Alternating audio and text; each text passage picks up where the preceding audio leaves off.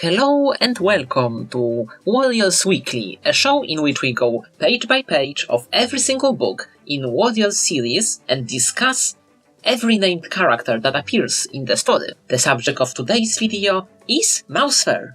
StarClan bless Mousefur. She's probably one of the greatest background characters in the entire series. Mousefur basically is Warriors. Every time a leader has to make a decision, she will be there, arguing and being stubborn and really conservative and believing in warrior code, where other cats forget about warrior code and start to break it. Mousefur never does that. She always obeys the warrior code. And she always argues. She isn't afraid of talking back to anyone. Are you the clan's deputy? The clan's leader? The leader of a different clan? She will talk back. She will voice her opinion. And she will disagree with you. This is actually quite ironic, because the way in which Mousefur was introduced, it didn't even imply that she will be such a headstrong character. When we see her for the first time in the prologue, she's basically there in order to make Tigerclaw look good. She's losing her battle and needs to be saved by the noble warrior. Also her name, Mousefur. Mice are not usually known for being ferocious creatures.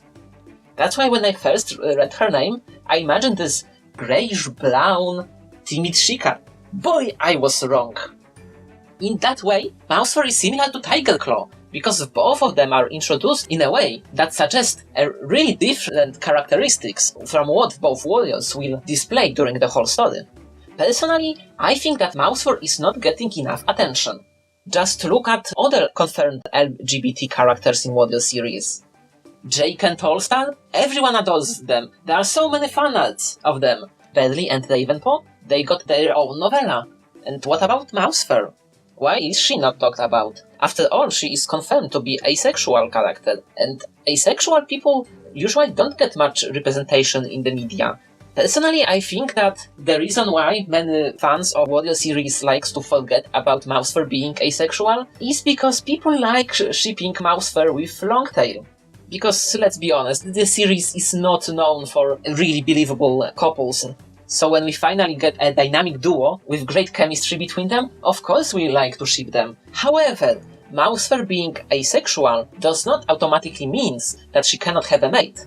Because there is a difference between asexual and aromantic. Person who is asexual doesn't want to do more physical stuff with their partner, but they still indeed can feel romantic love. While people who are aromantic, they do not have the romantic feelings, but the other feelings, the more physical ones, yes, they get them. Not everyone who is asexual is aromantic, and Mousefur never was confirmed to be aromantic, which might mean that she and Longtail could be mates, though a little bit different kinds of mates. Personally, and I repeat, personally, I prefer to think that Mousefur and Longtail were just very good friends. Mostly because in Warrior series we really rarely get a female character who does not end up having a mate and kids.